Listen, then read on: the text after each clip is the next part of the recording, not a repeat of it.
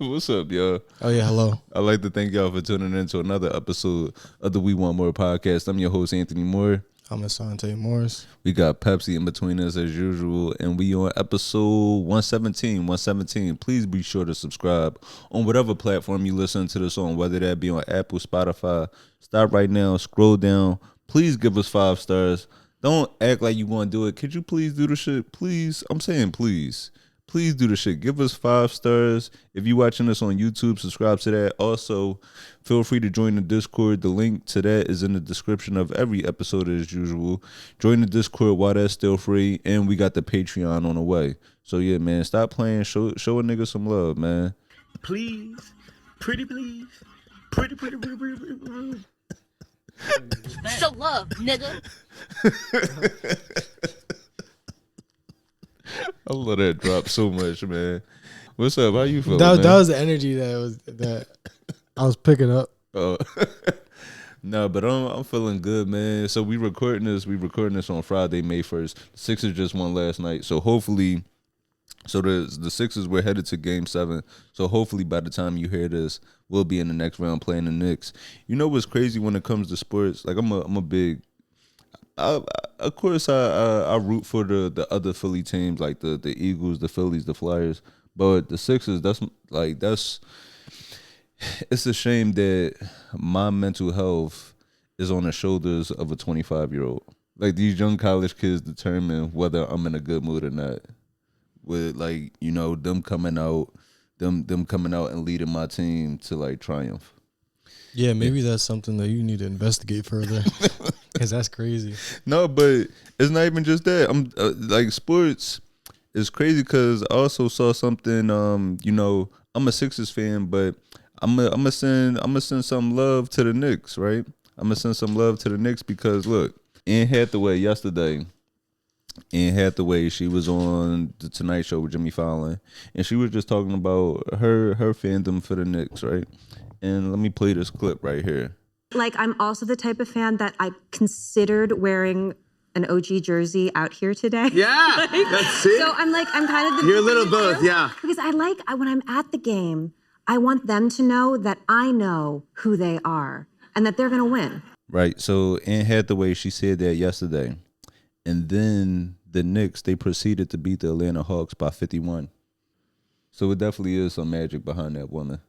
I'm gonna be honest. The way NBA players love white women, I'm 100% in support of that take. They was like, "Oh, the queen of white women said we gotta win," and 140-89. That makes perfect sense. They almost ran on the court in the jersey. You want to throw a dildo on the court? Yeah. So but how you feeling? I'm good. I went to urgent care, and my wrist is not broken. So okay, that's good. Did you see Michael yet? Wait, hold up. You hold the mic up a little bit. Yeah. Did you see Michael yet? I'm not gonna go see that movie. Okay. Well, I plan on seeing it tomorrow. You know they already, because the movie is done so well, they're already in talks for the sequel. He's dead. What the fuck is the sequel? He a kid and then dies. That's not a movie. He's going to be he's going to return in Avengers Doomsday. Okay. No, but they are talking about a sequel. They are talking about a sequel, and I'm not sure because it's like when you get into the next chapter of his life, I thought that this is all the shit that you can't talk about. And he's dead. Yeah. He dies in what, 2005? 9? No, 2009. Yeah, 2009. There's nothing really else to talk about except for like him dying and being accused of, some heinous shit. I seen, since all this Michael Jackson shit been like coming out, I've been seeing like all these throwbacks and shit. I think it was LaToya did a Playboy shoot back in the day. It really looked like Michael Jackson with titties. That shit was creepy as fuck. Not that she ugly or nothing, but it just looked like it was some big ass titties with the same face as Michael Jackson. Yeah, and I get that because it's kind of like how when you see a beautiful woman, like just out in person by herself, and then y'all get to talking, and then you see her with her dad. I can look at somebody and tell they look like their dad before I even meet them. Though, how sometimes I can tell you look like your dad. Should be crazy. Like, no, the shit be crazy is like when she got an ass and then her mom don't. So you know she got that from her pop. He clapping her dad's cheeks. but no, that makes sense because I get my dick from my mom. Don't ask me how I know that. Well, last time, matter of fact, actually, before we get into the topics, it was one thing I did want to talk about that I forgot, and I brought it up, but it kind of it just slipped my mind in conversation. As I remember when we were talking about Michael and Diana Ross, and as far as like the next generation of Jacksons and the next generation of Rosses, right? What's the next generation of Rosses? Tracy Ellis Ross. Okay. Rick Ross. Evan. Wait, hold up. You could hear that. Tracy Ellis Ross. Evan Ross. Who's Evan Ross? The young nigga that Big Boy pulled the gun on him in front of the gas station. That they're related? Yeah. The kid from ATL? Yeah, that's that. Damn, I didn't know that. Yeah, him. But it's just like Diana Ross, she has a lot of those are the two famous ones I know, but she also has other children. And we see Michael kids, right? Paris Blanket, and I believe it's another one. But I know Diana Ross has white grandchildren. Michael has white children, and it made me think about how with like certain entertainers, how fast not only does the blackness fade out so quickly, but the transfer of wealth. Yeah, and it's important to consider those things when you're finding partners. And because I'm such a hypocrite, I'm okay with us marrying into some white money. Oh yeah, that's what I'm getting at. Like that's why it's important to consider, like, what are you bringing home, you know, and that goes for everybody. You know, ancient Chinese masks and shit. Go fuck that white nigga and get that mask back. Go get them motherfucking samurai swords back and shit. But last time we recorded, it was some breaking news like right after we finished. This was like, I guess this is breaking news for like. This is nigga news. Yeah, this is like, yeah, it was some breaking tea. Yeah, that's better. Breaking tea. Yeah. So Meg Thee Stallion, she announced that it's an end to the relationship with her and Klay Thompson.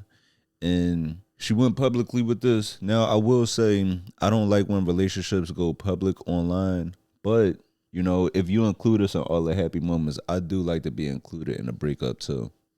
So I will say that. I'm messy in that regards. Like, when you force the relationship on us, I want to know who fault it was when a split comes. Did you see Meg post? No, I only give a fuck I want to know, like, when she goes through a breakup and is desperate enough to fuck with me. That's kind of what I'm waiting for. I'm not really waiting for her to, like, I don't want, she in a breakup, she about to, you know, have a good summer of, you know, bangers and breakup songs. The more successful she gets, the more out of reach she is. So, I mean, I don't really care on that front. Yeah, so she went to her Instagram story and she posted, cheating, had me around your whole family playing house, got cold feet. She wanted to talk about feet. Got cold feet. Holding you down through all your horrible mood swings and treatment towards me during your basketball season. And now you don't know if you could be monogamous. Bitch, I need a real break after this one. Bye, y'all. And I don't like that for a few different reasons. I mean, that's a lot. I don't think that's something that should be on the internet. Yeah, no, that definitely shouldn't be on the internet. But you know why you go to the internet with that? Because you want to control the narrative. But also, you could afford. I don't like people that can afford therapy and proper channels of mental health. Mm-hmm. I hate when they do this type of shit and they got like regular people looking at the shit like, oh man, I can relate to this. Like, we can't relate to these motherfuckers. They're rich. There's no the type of relationships that they have is totally different. Sure, it's like, you know, they're supposed to be together, not supposed to be cheating on each other. But cheating with an NBA player and a rapper, or you know, any entertainer, athlete, the type of cheating that they got is totally different. Yeah, and because it's different in the sense of like with a regular relationship, right? Me, like where me and you at in our careers, right? We'll see our partners every day. Yeah. Like we're going to be in the city, living with our partners, seeing them every day. Whereas somebody like Klay, he don't even play in the same arena every night. Yeah. Like half of his schedule is on the road. And then Meg, she's not staying. I believe I think actually today might be the last day. She she was doing the Moulin Rouge thing in the city. I don't know, She but she basically. Yeah, she I was, think she's one of the few women on earth I could say like she could probably fuck any dude. I mean, So like my girl, I mean, if she fuck a UPS nigga, I'm gonna be mad. I'm like, really, a nigga that work for UPS? We've got the same fucking we in the same tax bracket and shit. Yeah. But like, if your girl fuck Idris Elba, you gonna be okay with that? You see what I'm saying? Yeah. Like us. Yeah. Because but you also know there's no access there. Like that's not gonna happen. Right. There's not gonna be an opportunity for them to be in the same room. Right. And, Yeah. And all your girl has to impress is looks. Like your girl's gonna have to look really good to be able to fuck with Idris Elba. Yeah. That is true. But she could just meet the nigga and then it's on. That's true because I remember. I'll never forget a while ago. Somebody had asked online, was like, "What would you do if your girl tried to talk to Trey Songz?" And somebody was in the comments like, "Nigga, Trey Songz wouldn't like my girl." Yeah, the fuck, she's broke. So, but with this, with Meg posting this, yeah, it's dangerous. It's creating a narrative. The gender wars are back. What is I'm trying to look for the right term when you're using trigger words. She's using trigger words like the horrible mood swings to try to make it seem like he's a man that can't control his anger and he's taking it out on her. Like because when you see that, I mean, he probably is. I don't trust. He's too tall and light skinned to be a good person. But it's like, even if I am having mood swings, it's not because of you. It's like, bitch, I'm shooting 28% from the three. This don't got nothing to do with you. We 19 and 60 right now. I'm having a terrible season. So it don't have nothing to do with you. I'm stuck. Me being a basketball fan, I'm looking at it like, look, I'm coming from a dynasty in Golden State. I'm coming from a championship pedigree. Like this is all I've known. All I've known is deep playoff runs. And now I'm in Dallas.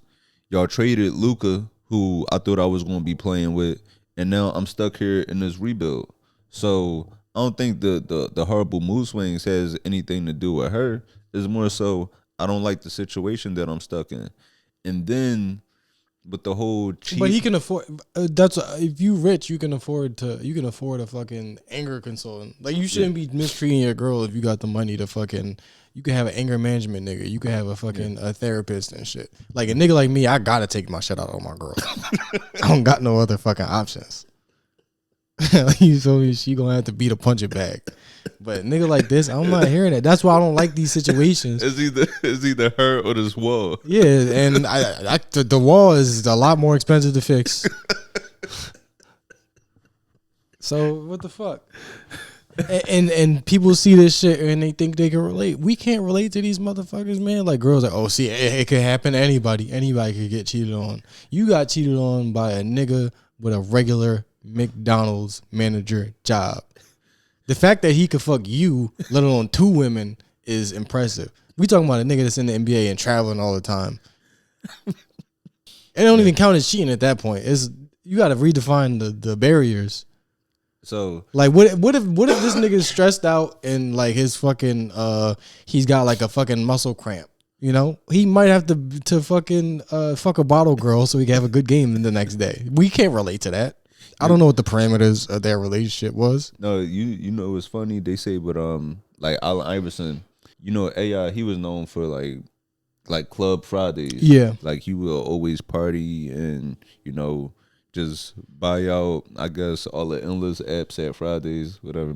So with him, they said the nights that he didn't go out and party, the nights that he got a good night's sleep, that's when he used to have bad games. Right, that's what I'm getting at.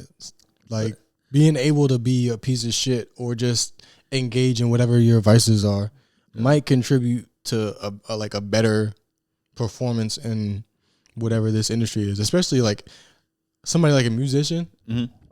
He actually helping her out. Now she got a whole album. Like if you're an entertainer, somebody's supposed to kind of treat you like shit. Like somebody's supposed to cheat on you. Somebody's supposed to crash your car or fucking, throw rocks through your windows. These are all good things for your art to thrive. Like imagine a fucking Megan Thee Stallion album if she just went through law school and then everything worked out for her. I wouldn't listen to that shit.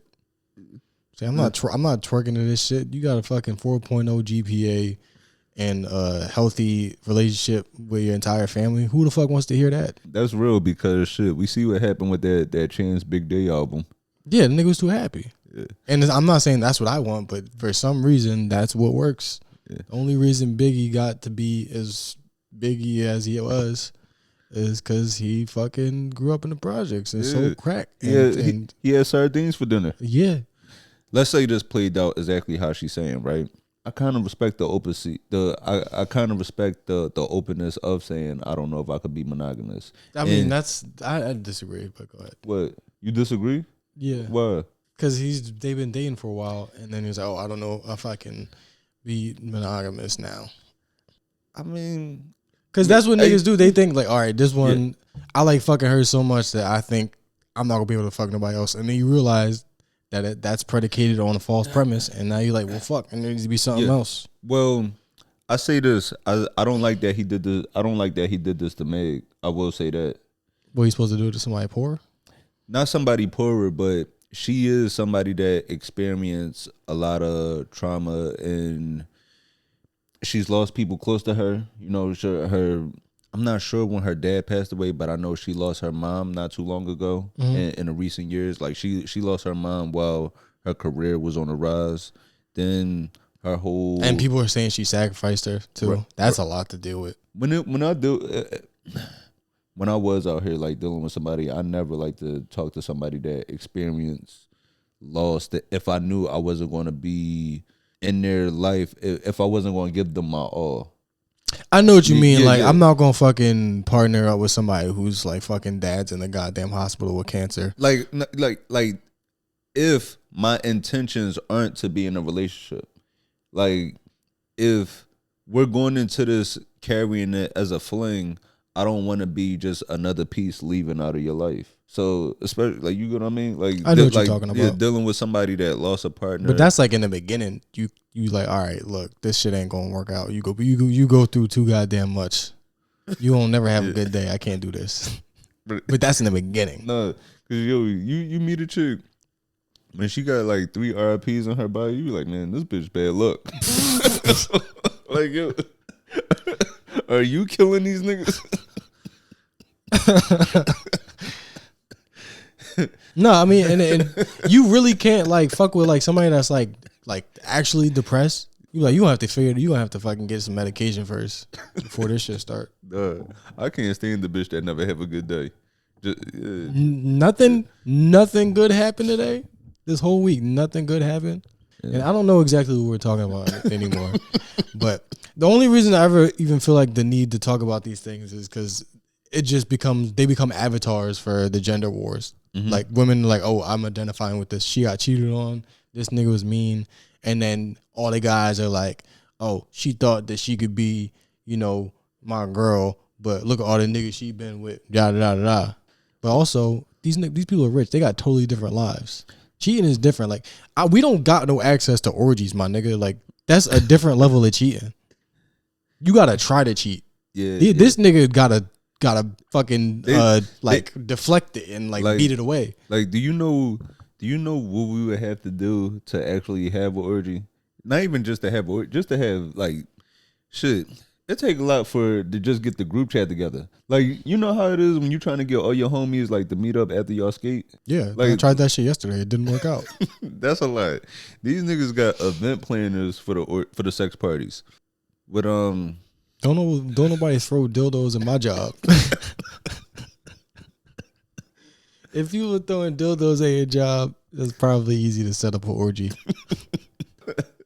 Yeah, like it's different. It's different when you leave in an orgy with party favors. Yeah. So I'm not saying that makes the cheating okay. I'm just saying like those are parameters that would be taken into consideration if you're in a partnership with somebody like that. We don't live like that. So yeah, with her posting this, and like I don't like this because it opens. I don't like when you just open the doors to your relationship to the world, because you know how you feel in that moment. You might forgive that person, and now everybody looking at you crazy for taking that person back. You still love that person, but it's like your friends. Like, have you had a situation like that before? What? Like where it's like you going through it with your girl. She tell her friends and her family how she hates you and done with you, and then you pop back up. You pop back up like, you know, you on your offset, I won, and everybody's still hating you. No comment. That's where like that's what this does. Is like you might be feeling like that in the moment. I'm done with this. You might be feeling in the moment like, yeah, I'm done with him, but it's like things might change. I might forgive each other, because it's like just because y'all are angry at each other, y'all might not like each other in the moment. That love is still there. Now she is a rapper though, so beef is good for her career. That's something else you gotta consider. Now, if I was her manager or agent, I would say don't post that shit on the fucking internet. Do the Gucci Mane thing, save it and snitch on the song. Don't do a post because you burning material. Right. This is we got a whole song, whole music video of like you yelling at an actor that kind of looks like him, and you know you slap him in the face and tie him to a car and drag him down the street. Like we got a whole entire album rollout that could be fucking tied to this thing. Don't burn it with a fucking Instagram post. You're right, but with her posting that, I say is to create a narrative, because it's kind of like the Gayle King interview, right? Now, and I've mentioned this plenty of times. I do believe Tory did what he went to jail for. I believe he had the gun. I believe, he shot her. Now, with her lying, saying in the interview initially, saying that she had no intimate relations with Tory until it came to the court case where she did testify that they were intimate, right? Her crying in that interview and doing that, if you weren't going to tell the full story, it's because you want to control the narrative, just like this post. And I always hated that, because it's like that would actually make more sense if she would have said that they were intimate and he did shoot her, because we know, like, when it comes to relationships, you're most likely to be hurt by a partner. That's actually a good point that I don't think I've heard anybody bring up. Like, if it were to be clear, like we were in a relationship, then I feel like everybody that at least has like a any sort of empathy would be like, damn, that does happen. Like people just shoot chicks that they are dating a lot. Right, you going to somebody you love. You're not going to somebody you like. Yeah, I'm not going to random girl. I'm going to girl that means the most to me. The girl that feeds me when I'm sick.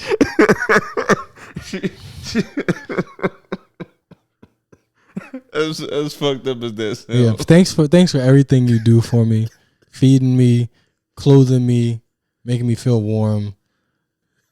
But that's how it happens. Yeah. Like everybody's had a girl that's like not shit and like don't really give a fuck about you. You barely for some reason. It's always the good ones. It's always the ones that know how to balance a checkbook and shit. Not that either one should be shot. I'm not saying at that point. I'm just saying, like, you do so much to gain a nigga's trust and make him love you. You don't even realize, and you just finding your own goddamn hitman. The more you make a nigga like you, the more likely he is to fucking take you out. Statistically, at least. And again, I'm not saying that I would do that. I hope that's clear. I would never hurt a woman, but there's no reason for you to believe that. Yeah. No. There's no reason. No, that is true though. There's no reason for y'all to believe I wouldn't kill you. No, that is everybody say I would never kill a woman. That is true. That's what you're supposed to say. No, that's true, because somebody said I just saw like a conversation about that online where like a guy posted. I just saw somebody post that online. This guy said that women should watch out for all men. Yes. Right. and of course somebody commented like, "Oh, look at this corny nigga pandering and stuff like that." So what? Women should watch out for you too. He was like, "Yeah, nigga. yeah." It's like because I know I'm not going to do nothing to her, but she doesn't know that. It's like, so I get that. You always got to be on guard.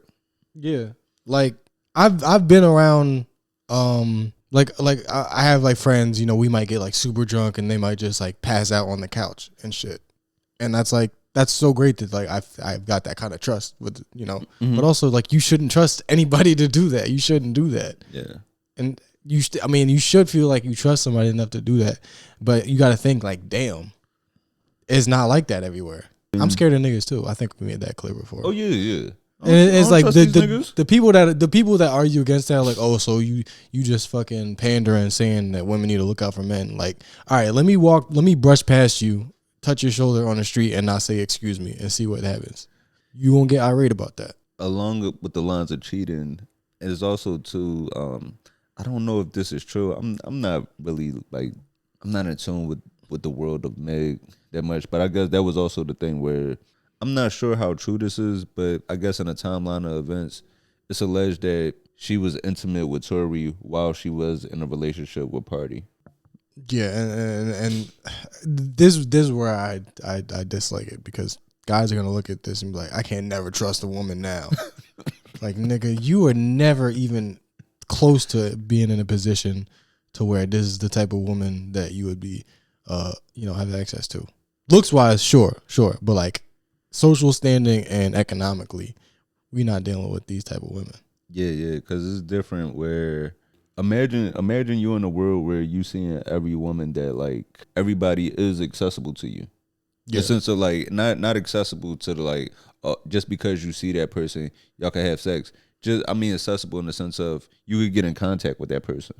Yeah, like if you wanted to, you could just say, "Yo, I got this business idea. I want to work. Let's go grab lunch." Right. Like I gotta if my girl say I'm hungry, I gotta make sure she gets something to eat because it's the right thing to do.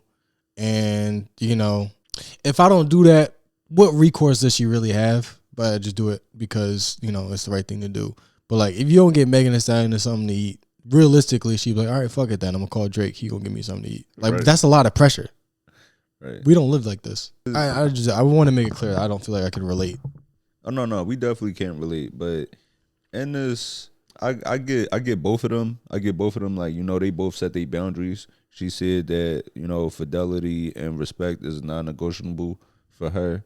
But then I also get Klay. I don't know if I could be monogamous, bitch. I love Steph Curry. What make you think you special?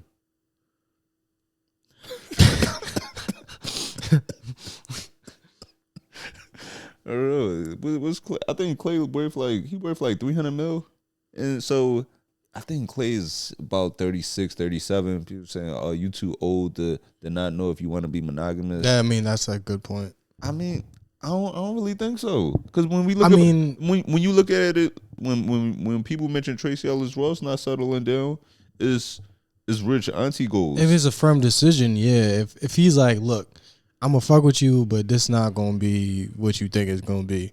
Yeah, but I can respect that. And let me clarify that because I guess Tracy Ellis Ross, she hasn't been. Well, we haven't seen her in a serious relationship like these two. So, but I'm just saying, like, when I don't think the age should be a factor. I think having an idea of what the fuck you want to do at that age is good. I should be able to expect that from a 37-year-old. Yeah. Yeah, because I know who like firm decision. Like, look, I'm gonna just be outside till I die. Around 37, I think it's time to either make that decision. Do that nigga got kids? Who, Klay? Yeah. Nah. Then just be like, fuck it, man. I don't got no kids. I'm 37. It's just not gonna never happen. That's why I tell women, don't never hold a nigga down, because we will waste as much of the time that you allow us to waste. That's a fact. Whatever amount of time you allow us to waste, we will waste that. Like if we could go 6 years fucking with you and never have a serious conversation about where we stand, I'm pretty sure a lot of people will take that up. Like never, like 6 years and not even a single what are we? I think a lot of niggas will take that deal. Yeah, because for real, because it's what was the movie we just watched? Last week. Fuck, I don't remember. Fucking. Love at What Cost. Love at What Cost with a $sign. when she asked Camille Hassan, when you gonna take me on a date? Like, if it ain't you,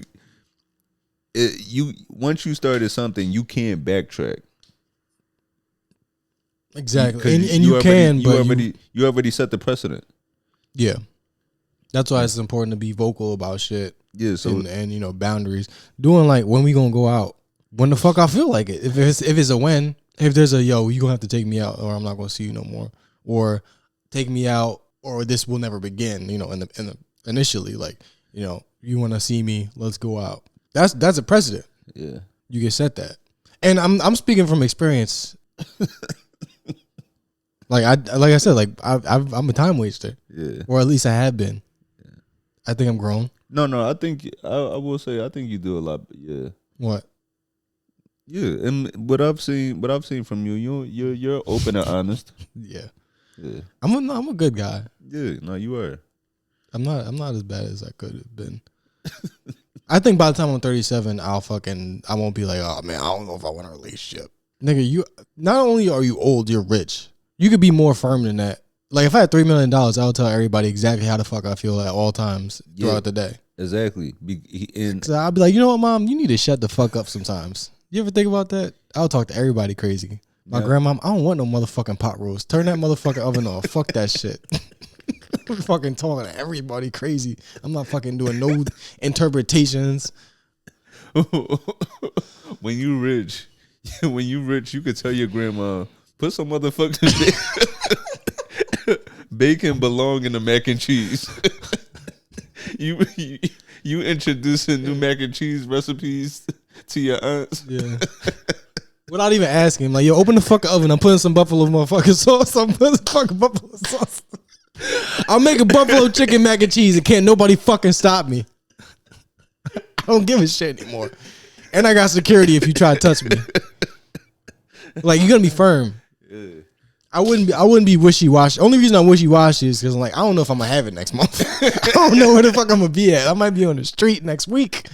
No. You can't ask me for certainty. No, you're right. Now, like as we have this conversation, how I feel keeps swaying, because when you're 37 and rich, you are too old to be playing house, and you are too old to just be bringing anybody around your family. When you're 37 and rich, nobody is meeting your mom on accident. Right. When you broke, people are meeting your mom just because you got to sneak them in and out the house around you. Like you didn't know your mom was going to come home from work early. Yeah, or your mom opened the door, answer the door when she pull up, and she wasn't supposed to answer the door. Yeah. And then you're just like, all right, well, I guess you mean something now. I guess you exist. I guess now you exist. In that situation, though, I do wish Meg the best, and I just wish she started bringing her in that situation. I think it's wrong. Like if he was cheating, or bringing her around the family, knowing that he doesn't want something serious.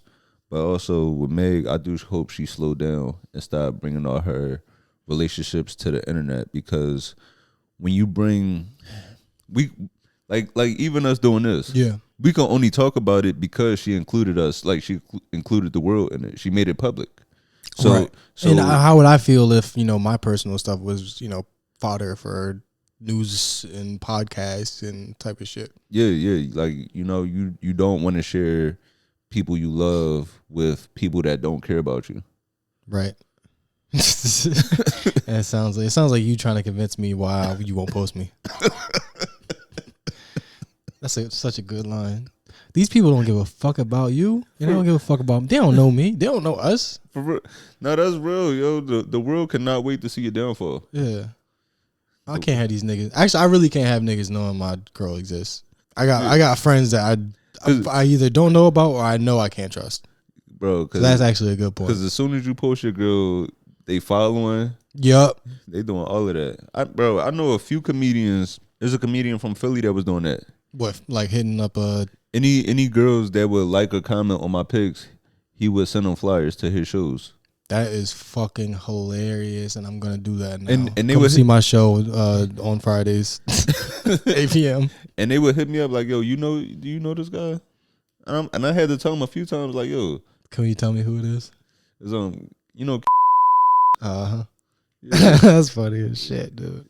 Who was talking about it? Steve Harvey. He was just like talking about how like fame is like low key like a prison in the way that you can't like go to the park. You can't just go. Bro, you can't do nothing. Yeah, you can't just do shit with tell- your family. You can't like go to the fucking amusement park with your kids because like now you're on the clock and your kids just want to hang out with you and not fucking Right. you work. Bro, you can't do the most basic stuff. I've seen it firsthand when I was on the road with Shane. Yeah. We were in Peoria, Illinois, Yeah. and it's freezing out. It's like maybe it was like 10 degrees out. And so nobody's on the street. We leave the hotel, walk down to this bar, and just to grab something to eat real quick, and it's completely empty in there. And I guess one of the waiters, like one of the bartenders, must probably text their friends like, "Yo, Shane Gillis is here." When I say this bar got packed in like 15 minutes, and it becomes a hassle where it's like where everybody knows you, is like you work hard for the fame, but now you lost that freedom to do like the simple things that you enjoy, of being able to just take a walk or just go grocery shopping or shit. Imagine I'm famous and people catch me in Target. Well, yeah. First of all, you can call all types of coons. Right, yeah, Fucking right. you getting fucking coon. You getting fucking a class trader picket line. When you get to a certain level of fame, you can't even voice what you like and dislike. You can't even say, "Yo, I didn't like that album. That album was corny." Or, Yeah, you gotta watch who your yeah. opinions. Yeah, Cause you can't, cause then somebody, you see the nigga at a party, you be like, what the fuck you mean you don't like my shit? Why you gotta tell everybody you don't like my shit? You hurt my sales. Now it's beef, which actually would boost sales. Yeah. So it circles back, cause beef is profitable. yeah. Well, But like, yeah, that's why it's like being a comic that nobody knows is like, it's a good. I'm cherishing it while cause you should cherish it while you have it, cause it's, I could say anything the fuck I want. Nobody knows what I'm saying right now. Nobody can even hear this shit. Well, I guess since you mentioned that, do you want to talk about Chappelle? You want to talk about yeah. So that's Chappelle another interview? thing. Okay. Where like, do we ever even like use? I never really like launched any criticism or anything he said on here. I don't think. No. We only thing we really mentioned about Chappelle is that like he might have like went. Just him continuing to do the trans jokes. To just Okay, yeah. So I guess that's the only thing we mentioned. We never had any critiques. I think we always give him praise about, and I guess that's where the critique comes from. Where it's like, you're so great, you don't have to do that. Yeah, that's more so. I don't think I have any negative feelings towards. Definitely not him as the person, but like the image and the brand of Dave Chappelle. Yeah. I've never really like disliked him. I'm just like, it's more so, why is that the product we're receiving? Yeah, because it's more so like with Game, right? The rapper Game. Yeah. Game. It's like you rap so good, your albums are so, you know how to make great songs. So it's like, why do you have to always do the name dropping? Yeah, transgender is his red rose white ceiling. He does it in fucking everything. Red rose white ceiling. I love that shit. I'm glad niggas making fun of him, but I'm like, what if he didn't do that? Then we don't get that moment. So Chappelle, it's like his fucking producer tag at this point. So Chappelle was speaking in an interview with NPR about the backlash that he got from performing at the Riyadh Comedy Festival. Yeah, and I feel like it's hard to talk about it because he's clearly like a super intelligent person. Mm-hmm. He just be talking to niggas like we're dumb. Yeah, like we're not capable of understanding his intellect and shit. Because the backlash from the festival, right? You see, everybody didn't get backlash. Yeah, like it was no Kevin Hart backlash because we know he's a whore. And I put some thought into that actually, like with Kevin Hart, where Again, I don't know the person. I feel like I can't even address the person. No, I know the person. Well, I don't, and I can't even address the person. But like the brand of you won't get me in trouble. No. if he's listening to this, that's actually a good thing. If this gets back to him, now we know we're doing something right. But he has the opportunity to make so many people money and like change so many people's lives that like how could you expect him to not do it? You know, people like complain about the specials, the movies, like it's watered down, yada yada. But it's like he can feed his own family, other people's families. Like imagine if you being a whore wasn't just profitable for you, but it could change other people's lives. When you say because I want to clear it up, you mean like? I mean, he's opening every orifice of his body to every single industry imaginable. That's what I mean by whore. Movies, liquor, credit cards. Yeah. He you know, he's like Shaq. That's what I was gonna say. He's like Shaq. He's like Shaq or Snoop Dogg in a sense of, you know, they work hard and it's really no business plan that they will turn down because, you know, they're in the business of making as much profit as they can. That's how you get the shit. I actually got 2 bags of the Shaqalicious candy. Shaqalicious. Yeah, if you want to try something, I got 2 bags of those. You want to gobble down some Shaq? No, thank you. So I got that. Or like, you know, the Shaq egg maker. So, you know, it's certain comedians that didn't catch backlash from performing at the same festival because we know they're about their money and they're not as outspoken when it comes to social justice. Right. And that's why Chappelle caught backlash because of the hypocrisy. Like somebody like Kevin Hart, somebody like Shaq, somebody like The Rock. I don't expect these people to it's like I see them as human faces, but they are corporate entities at the end of the day. Right. And I want them to be able to be profitable so that the people that they employ can work. It's not like, oh, how much money do you need? Like, I know he is taking probably too much money for himself. Like, he's making more than ever fucking could imagine, but it's not even just about the person. Like, it's a fucking business that employs other people. And it's a bad economy. I hope everybody that can get a job or that's qualified to have a job can get a job. So I can't get mad at that. But the nigga he also don't like Kevin Hart don't do a bunch of fucking like money grab shit and then try to like paint himself as anything other than a businessman, I guess. Yeah. It's not that I respect it, it's just that I don't really have anything to critique there. There's just nothing. Yeah. What am I supposed to say? Yeah, so I'll play some of this clip from Chappelle talking about it. The U.S. intelligence did make it clear that they believe that the Saudis killed Jamal Khashoggi in the embassy in Turkey. And you knew that when you went, right? Oh, absolutely. Now, I should tell you. You had no qualms? I won't say that. They asked me to go years before that. Mm-hmm. And I said no for that very reason. Since that time, the United States government does business with the Saudis. Netflix does business with the Saudis. Everyone. The Saudis finance tons of movies. All these. I know. I see them financing boxing matches and all these things. And none of these things were an issue until I went there. Mm-hmm. And why is that? As soon as a black man can make money off the plantation, they try to tell you that the money is dirty. Well, okay, I'll go home and spend the money with actual slave owners on it. Mm-hmm. Where is this clean money you're talking But you about? Said you hesitate. No. Niggas points thrive when nobody else has the opportunity to retort. No. With him saying these things, right? The thing about Chappelle is such a great speaker and just he's so articulate that even the wrong things he say could sound prolific. He's like a father. And that's what it is, where it's like I feel you. You know, people don't look at these corporations the same way they look at you because we look at you as the hero. We've always looked at him as the one person to take a stand against the corporations and these entities, right?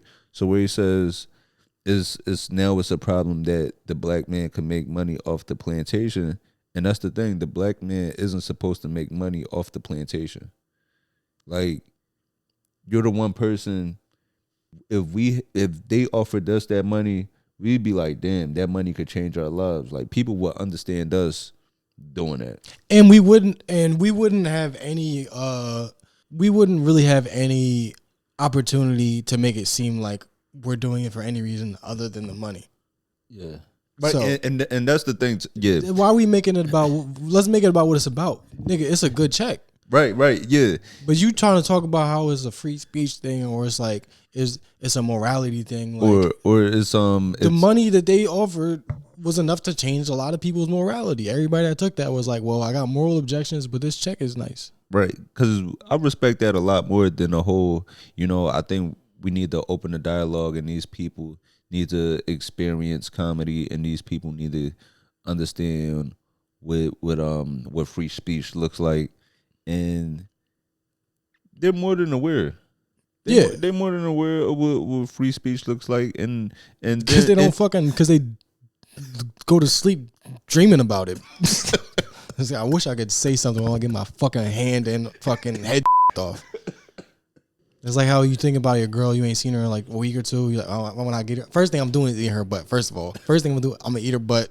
I'm gonna hang her upside down from the ceiling fan. I'm gonna spin it. I'm gonna turn it on, spin her around. You know exactly what you dreaming about. So like they understand free speech because it's suppressed. That's what you dream about when you don't see your girl. Yeah, eating her butt in the ceiling fan. What? Sorry if I like to, make things interesting. But my thing about that is, if you were just like, look, I got moral objections, but that check looked really nice.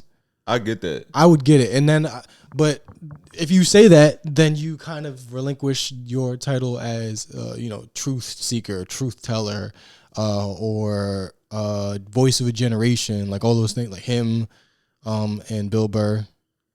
Same criticism for Bill Burr. So that whole black man thing that goes out the window. Yeah. That's not even a valid. Nobody even is making it about the nigga being black. Everybody went there. Everybody catching hell. So that goes out the window. And your status Wait, hold as you use it from the okay, let me put it back up. This shit's No, it was just when you just turned to wait to the side. Okay. So yeah, your status as like a fucking actual voice of reason and morality, whatever, you don't get to hold on to that and be a money grabbing whore. So like I still watch the nigga, like I grew up on the motherfuckers, so I gotta like see what they're up to. I'm still a fan, but I have to put them in the category of business entities. They don't get to be activists or people who tell the truth. But even with that, right? And he never was. Remember the nigga did a special? He was like, I've done commercials for Coke and Pepsi. I'll say whatever. Right, yeah. That's who we all have known these people, these comedians and entertainers and musicians. We've known them all to be that. But it's stop playing in my face like you not that. Stop trying to convince me you bigger than that. I'm not bigger than that, nigga. If they give me $1 million fucking right now, I'm gonna be honest. I honestly it would be a moral conundrum. But it's like, do I fucking work for the rest of my life or do I take this dirty money? I might even possibly not go if I were offered that money. I mean, it's different when we offered this money at this stage. But that's what I'm saying. I'm like, if a nigga with nothing could turn it down, a nigga with everything should definitely be able to turn it down. Right. Because I know plenty of comics who probably are in the same financial situation that you or I might be in. That it's kind of hard to say you would turn down something that you would never be considered for. But I know plenty of people that would be like, look, that goes against what I believe. So it's not even just about me. I just know that there's some people that have their morality above profit. I mean, because it's people that turn down less. I know people that turned down shit. I remember during the pandemic when my college agent hit me up about doing the Zoom comedy shows. Right. That's how I got into Zoom. At first, I was like, nah, I don't want to do it. And then they told me it pay as much as the regular colleges. I said, sign me up. Mm-hmm. Where I know some people that were still turning that down because they were fortunate to like have some other type of income where they were like, nah, I don't want to do those. And that's why you strive to reach a certain level of success. so you could afford to not do the things that you don't want to do. Yeah. I think we talked about that festival a few times, but it was like, bro, Snoop Dogg performed for Trump. Everybody said, fuck that. And it's the same thing. And it's just the same thing. And I'm glad you make that point, because the analogy people were trying to use was, what's wrong with performing over there if you still perform in the U.S. where you perform in the U.S. where you have these wrong things happening. The average comedy club or the average theater, they're not also funding. My ticket sales aren't funding ICE, so that's right. That's the difference. The same comparison would be that performing for the Royals over there is like performing for Trump. If Trump was to directly pay you, yeah, it's if Trump, any of his business partners that use the Trump name, any of his family, if they paid you to do some shit, like if somebody like the White House Correspondents' Dinner he did, like if he'd have paid a comic to do that, I don't know, the comics get paid by, they don't get paid by the president, they get paid by the White House like Correspondent Society or whatever, right? I'm not even sure. I guess that's a bad example. The point I'm making is, if he were to fucking pay for somebody to do something out of his own pocket, I would look at them the same as anybody that did anything for an oppressive regime anywhere, whether it's Israel, Saudi Arabia, fucking Russia, China, whatever fucking country it is you don't like, America. It's all the same shit. It's crazy that they don't do that no more. That was like a huge thing. What? The White House dinner, that was because you did that, nigga. You don't gotta fucking worry about nothing for the rest of your life, bro. That's how. So I got passed at the cellar. I told you I got passed at the cellar February 2017, right? And the month after that, I got passed there. That's when Hassan Minhaj. That's when he was working on his. He was running his set to get ready for the White House dinner, and that changed his life. That made him like instantly a household name. Yeah, and like him. Michelle, I don't even know. Does he even do anything anymore? He's still Wolf. Rich. Yeah, Michelle Wolf. Like, all the I think Jon Stewart did it at one time. What's his fucking name? The other Jon Stewart. Fucking Larry Whitmore. Larry Whitmore did it too. He was the guy that made fun of Obama for being a drone strike champion in front of his fucking face. Yeah. And I was like, that's where I thought, like, okay, it's not. Is that who you talking about? The other Jon Stewart? No, it was another white dude. Fucking. Because I just bring up a black guy. But no, like that. He was somebody I was gonna bring up because that's what I thought the whole point was. You know, try your best to be respectful, but also poke fun at the motherfuckers and shit. Yeah. This new administration, they can't handle that shit. Yeah. But it would be because he's got. I mean, people make fun of him all fucking day, every day, and he is a fucking sympathizer at the very least, whether or not he's done it himself. So I wouldn't want motherfuckers making fun of me either if I was hanging out with Jeffrey Epstein. What the fuck is his name? Colbert. Okay, yeah, Colbert. Yeah, but the White House dinner was good. We're going from Riyadh to White House dinner. How did we get there? I'm not even sure because I just took it to a whole nother. I was just going to a whole different type of endorsement. Oh, okay. Well, let me get my thoughts together on that because I might have some more shit that I wanted to say about. Because I don't really want to talk about that. The festival like much anymore. Like it's over. It already happened. I just think that like a lot of people fall for the bullshit. Like I seen the comments of the NPR interview and people are like, oh, he's telling the truth. Blah, blah, blah. It's like, come on, man. Yeah. Parent, it's like a parental thing. Like how your parents, like if you got good parents, like their opinions and their thoughts might come from love. They've lived longer than you. They've had kids. They got experience. But sometimes they just be straight fucking wrong, and they just can't wrap their head around how they could possibly be. It's like I was been right about so much already. How could I be wrong about this? Yeah, and okay, that was I'm glad you mentioned that because that was the point that we both kind of like got past. Sometimes people that you love, they disappoint you. Like like you said, with your parents, or a family member, a partner. Nobody is above making like a disappointing mistake.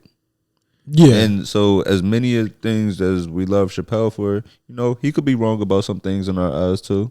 Yeah, and if you decide to make yourself bigger than just a comedian, that's the kind of treatment that you're gonna get.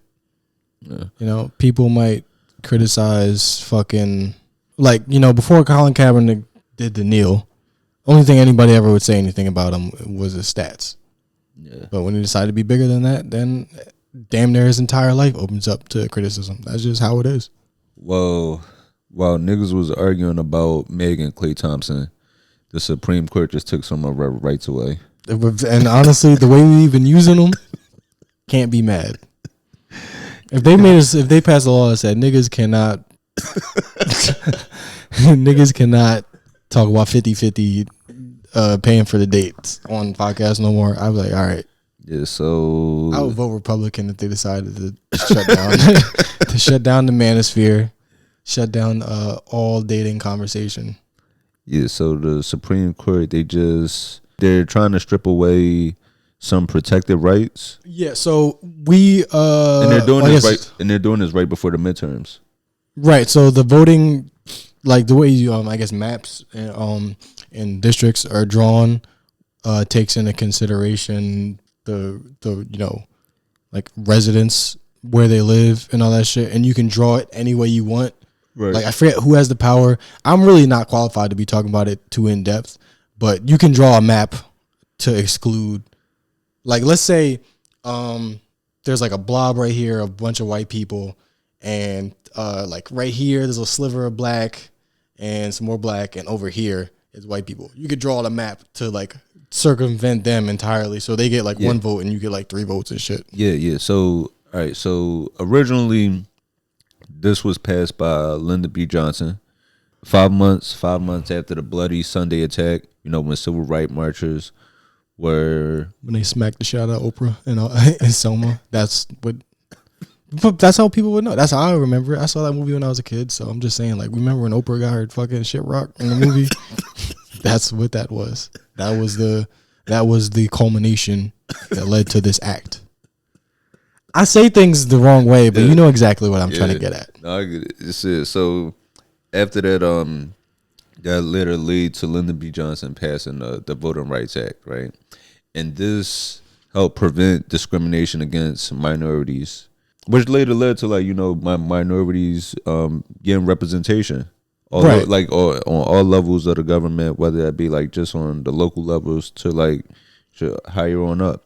Because it would like equalize the voting power, where it's like, well, if you draw the map this way, then we're going to be outnumbered. But if you make it proportional, like there's enough of us, we get a voice, y'all get a voice, and let's let our voices, you know, fight it out, and then we get some representation. And I saw that firsthand in my neighborhood when I was living in Brooklyn.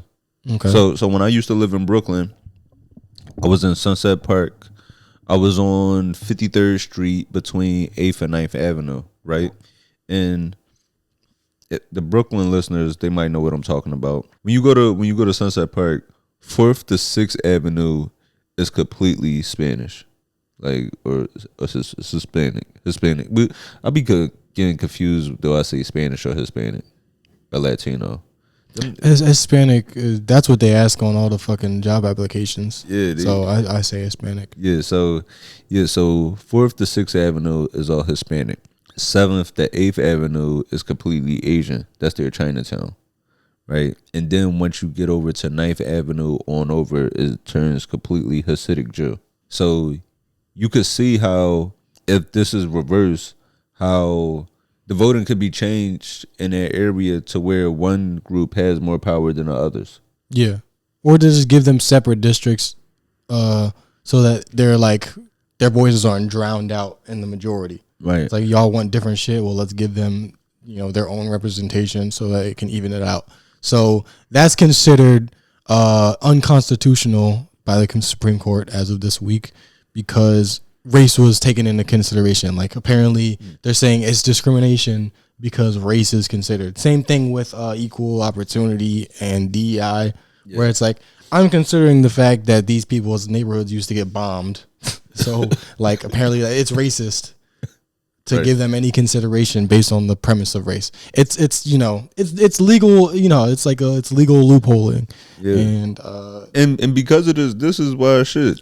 Because of things like that, that's why right now we got $5 gas. Maybe. I'm gonna be honest, bro. I don't know how bad this is gonna be. I don't know what the fucking consequences this is gonna be, but fucking Al Sharpton said we should be mad, so I'm mad. I'm feeling this shit. Every time I go to the gas station. That's why the only thing I'm glad about is that at least in Jersey they pump your gas. I would be mad if I was paying these gas prices and not getting service everywhere else. Do you tip the gas pump niggas? I used to. Damn. I used to, and it was only because like my girl at the time, she used to do it. She used to do it when we go to Jersey. But no, I don't do that shit no more. It's too expensive to tip them. That shit too, man. Shit, we don't even need them niggas. Shit, they better give me more than just some gas. Shit, for real, for the money that I'm paying, they better take the G off. If you're just not joining, welcome back to the horniest podcast in the world, the We Want More podcast. Thank you. Yeah, no, they're gonna have to start putting hookers at the gas stations to make this shit worth it. For real. Like a fucking full tank and a sandwich ain't enough. Did I ever tell you my gas price is so high joke? No, is this one of your older ones? Yeah, from like when you were like embarrassing? Yeah, this was like one of my closers. Okay, let's hear it. I used to say, I'd be like, man, I would go into it. I would say, the way I would introduce it, I would say gas higher than Charlie Sheen. I was such a Def Jam comic. Mm-hmm. I'd be like, man, gas higher than Charlie Sheen out this motherfucker. I seen that on TV. That's funny. Right, that's basically what you going for. Oh, these niggas see that on TV. They gonna laugh at that. Yeah. Then I say, I knew it was a problem when I saw gas was higher than my GPA. Because I was in college at this time. See, but that's like cute though. Yeah, that's probably like it lends itself to your age, so it's good. Yeah, I said I knew it was like I said I'm at the pump. I'm like, damn, Exxon and Hess might make the dean's list next semester.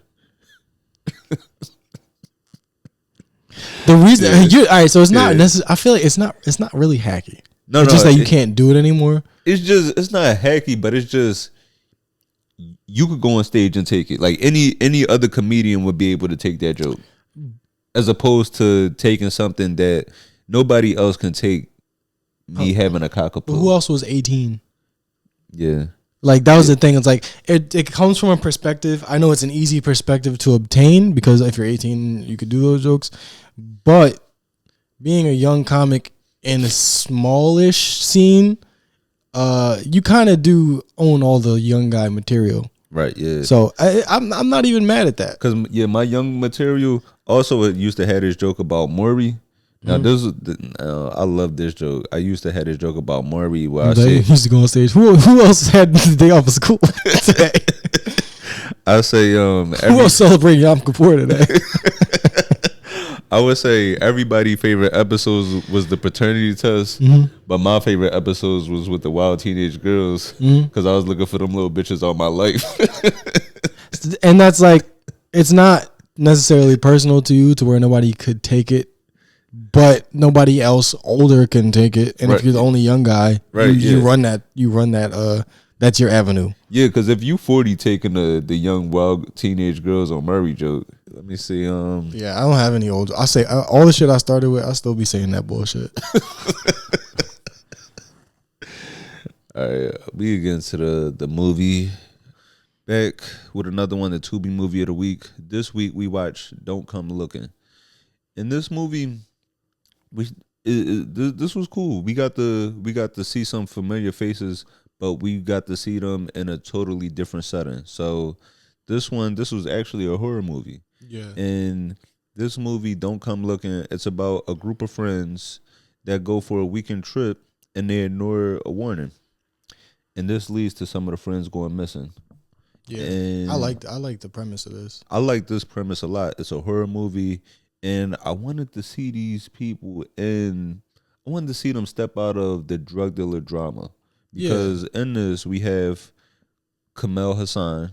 And just last week, I was saying I want to see him outside of that shit, and then here we are. I mean, he still got a gun because he's a cop. Yeah, not there yet, but almost, and I appreciated it. Yeah, but he actually directed this. He actually directed this movie, so I'm not sure how many he had. Let's see how many he's directed. Okay, he's directed a few. Damn, this nigga got 100 movies on Tubi. That is crazy. We have some other familiar faces in this movie. We have Denzel Dandridge. We have Sarah Evalt. We have Crystal Hughes, also known as Crystal the Doll. And then we had some new faces that we haven't seen before. Kaden Bryce, Mariah Calhoun, Sierra Smith. So this was definitely Kendall Hall was the I guess she was like the main character or something. Yeah. She had the most speaking role, speaking parts. Yeah, Kendall Hall. She went by Kendall in the movie. This movie started off good for me, and then it took a dip. Well, yeah, of course they ran out of Yeah, but this is a short movie. If you're looking for something to watch on Tubi, it's only an hour 13. So if you're looking for a quick watch, what did you give this movie? I think based on the scale, I would give this a 6. Because you can finger your girl to this. And that's exactly what I had. This is definitely the movie. It's good enough for company, but this shit won't mess up anything at all. No, it won't. It won't. You won't like toss her aside. Like, hold up, I got to see this part. That's not going to happen. But it's perfect for that. I would say 6, not in a derogatory way. I would say 6. Like that was probably the ceiling for this. Yeah, and right, it reached it. So like, that's what I need. I put on a horror movie so that I'm not interrupted, but also like, doesn't throw off the rhythm. Yeah, and I thought it was perfect. And I'm gonna actually show you this part right here in the movie. We're about 47 minutes into this, right? The white girl. That's also another thing that I liked about this Tubi movie. I love when I see some white faces pop up. It lets me know that they're trying to reach a broader demographic than just the ones that are concerned about strip clubs and drug dealing. Well, I just thought it was good to have a white girl in a horror movie because then, she can investigate shit that she's not supposed to investigate and then die. or trip and break her ankle and shit. That is true. You do need somebody to say, hey, I think we should all split up. But I thought it was cool. It should, everybody would like look nice. There was like, they were all, at the lake in their, bikinis or whatever. But there wasn't like a focus on like sex. In the movie, it wasn't, and I'm sure they tried to like put it in there a little bit, but it wasn't the focus at all, which was good. And that was the thing I appreciated how this started off. Right, started off like with just a wholesome trip of Denzel Dandridge and Crystal the Doll, their characters being at the lake, just having a romantic getaway, and it was wholesome, but they still got to show Crystal the Doll's body. Yeah, and it was just like a beachy kind of thing. Like, your body exists, but it's not like it doesn't exist for it's like not the focus. Male, and I guess I sound, slightly gay for that. But I'm a feminist, and being a feminist is kind of gay. So I got no fucking, that's who I am. So this part right here, this is about 47 minutes into the movie. Now, I have the volume down because, you really don't have to hear what's going on, but I just wanted to show you one thing I noticed in this scene. Let me see. I mean, they can't hear it. No, this is more so I wanted to show you. Oh. On the screen. Let's see where she moves out the way. Oh, she really is white. She got blue eyes. I didn't really pay any attention to the white. You see her reflection in the mirror right there? Mm-hmm. You see her reflection. And then she walks back, but it's still a shadow. That's a nigga holding a boom mic. Oh, yeah. It's the boom mic. He's like this. Yeah. So that just made me laugh when I just saw the boom mic guy, just his reflection showing in the mirror. I mean, do you know how to edit out a reflection in the mirror? That's the standard I hold Tubi to. If I don't know how to do it, then I don't expect them to. If I can't do it myself, it's probably. But let me see. This was 17 minutes into the movie where they were kind of starting to explain the premise of this story. Yeah. This is Camille Hassan speaking. Pretty much see and hear everything that goes on around here. Well, doesn't look like much goes on around here anyway. You'd be surprised. What do you mean? Crazy town folks and their superstitions. What superstitions? Girl, let it go. It's all right. people of this town, they talk about these noises and seeing strange things in these woods. What kind of sightings? Strange creatures. They call them skinwalkers. Now, what the fuck is a skinwalker? Creature. A demon of some sort. Now, you might not be able to tell by that voice, but that was the Asian princess of Tubi, Sarah Evolve. This is what's missing, honestly, from horror movies, and I'm not joking. Like, there needs to be more ghetto Asians in horror movies. There needs to be more titty tattoos. Like, they're on to something here. Genuinely, they are on to something.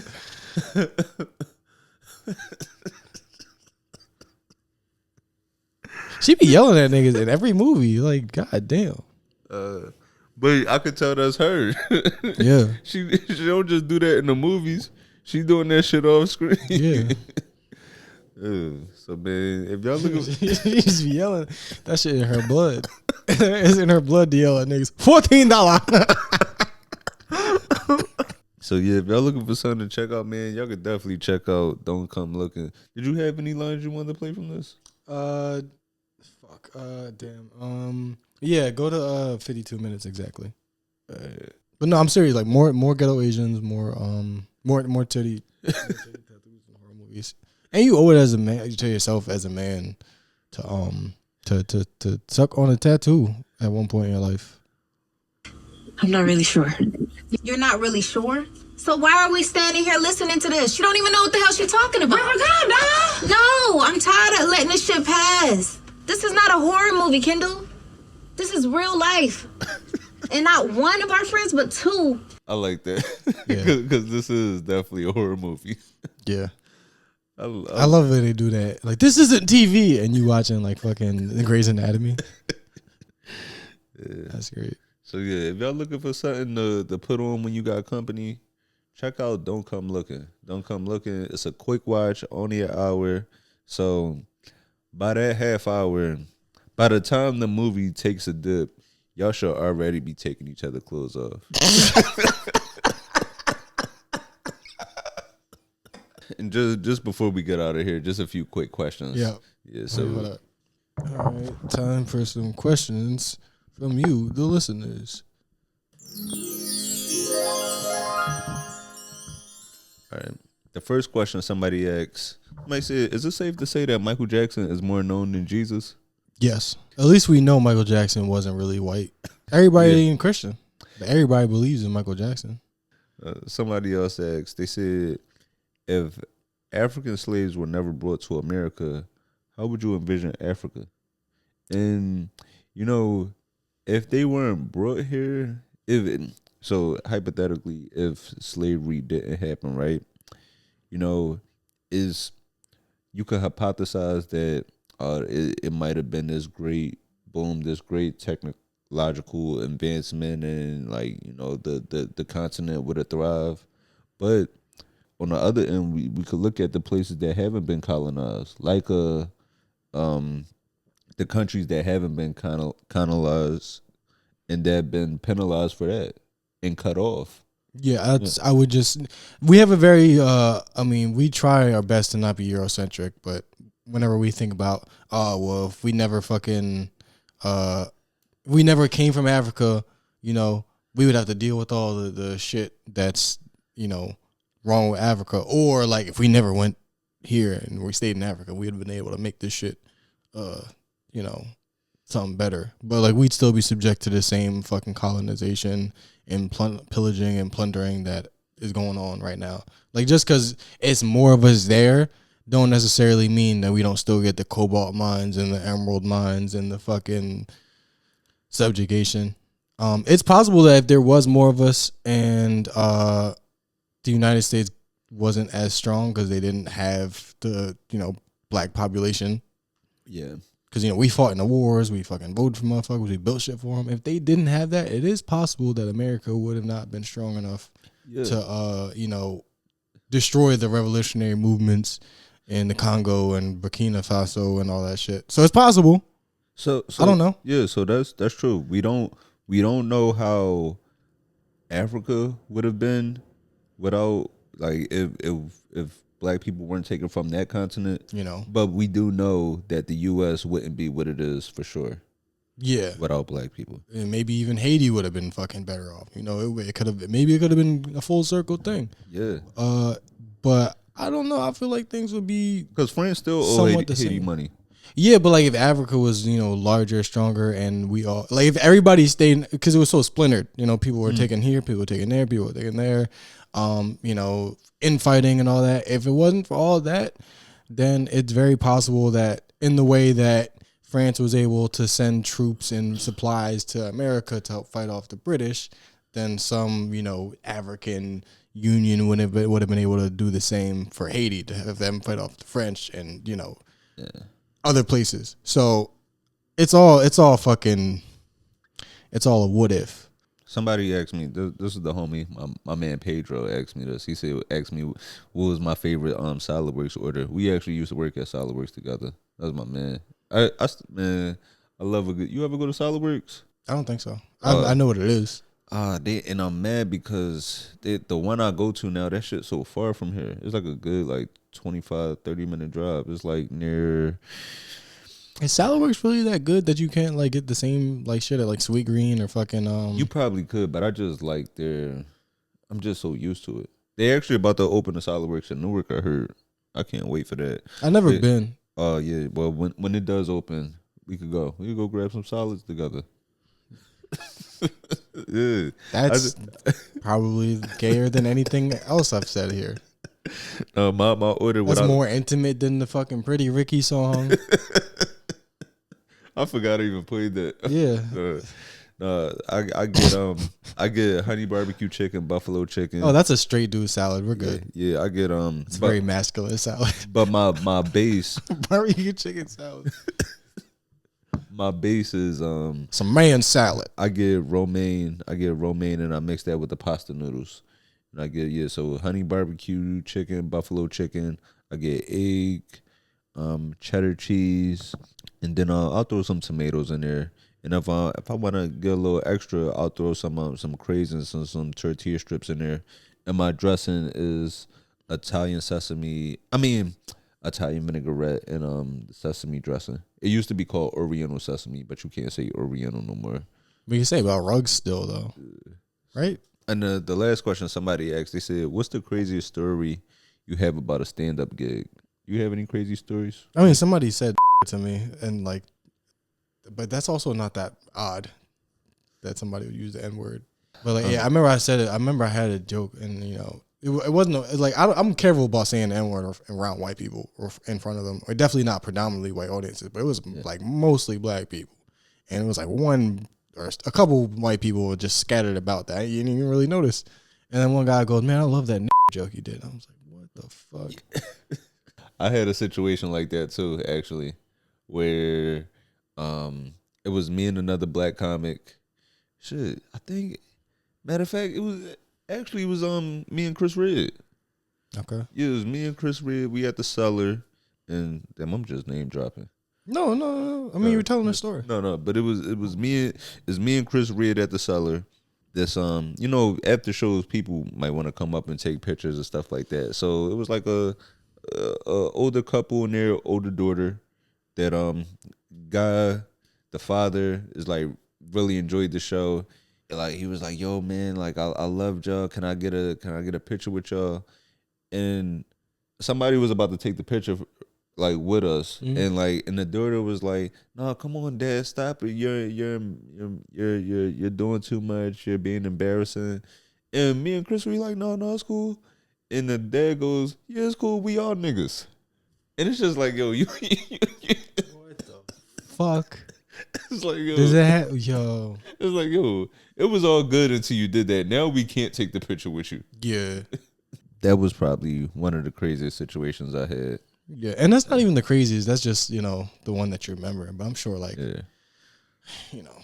seen somebody get fucked up before. I live for those moments because they don't happen a lot. Like the bad shit, or I told you about this like this one time. It was like not even that long ago. It was like fucking a couple of months ago. I was hosting a show and some Jewish dude comes in with a yarmulke and just like started fucking like terrorizing the show and shit. He said, "I'm gonna shut y'all down." Bro, it was such a weird because it was like all black people in there, and mostly. And I was like, hey, have a seat, sit up in the front. No, I was like, yo, no, don't sit in the back, sit in the front. And he told me to shut the fuck up. And then immediately I forgot that I was on stage. And I don't know, I said some, nigga threats. I'm not gonna do nothing, but make it sound, try to scare him. I'm gonna switch my bank.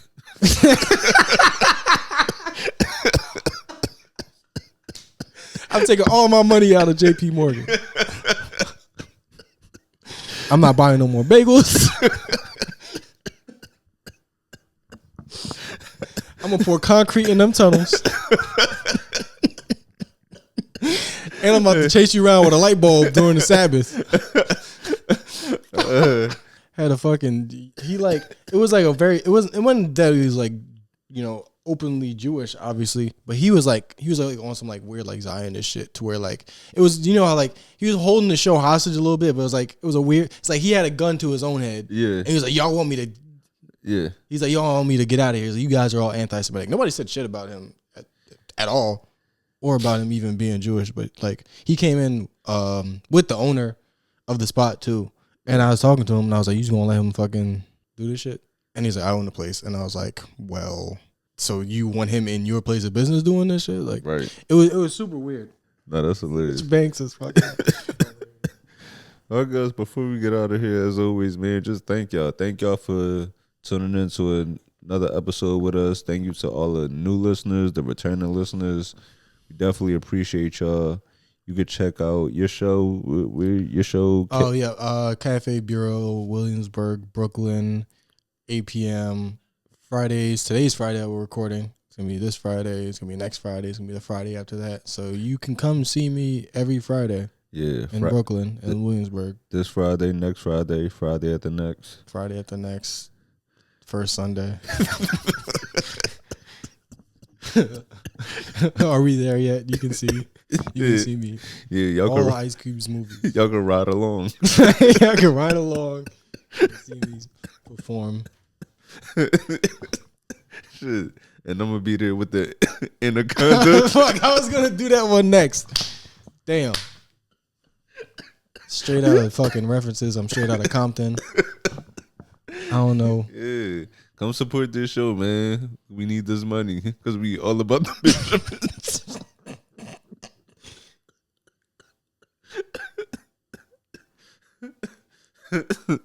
For real. Yeah, man.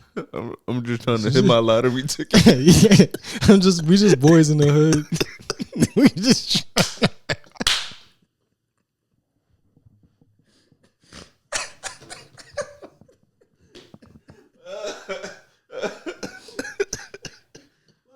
was a good one.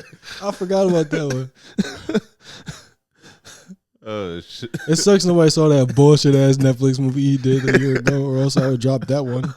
Oh, that the one that was on the fucking worlds. Yep, that fucking FaceTime camera bullshit. Yeah, but you know he shot that during the pandemic, so that was all shot just like him sitting at the desk. Yeah, that was fucking corny as fuck.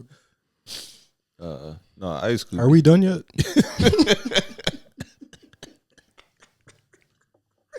Come on, there's got to be more. Ice Cube, you got to do more movies. As always, man, just follow us on all our social media. Keep supporting us. Pull up to the show in Williamsburg. Yeah, it's been a good one. All right, we out of here, man. I'm Anthony Moore. I'm Asante Morris. Thank you.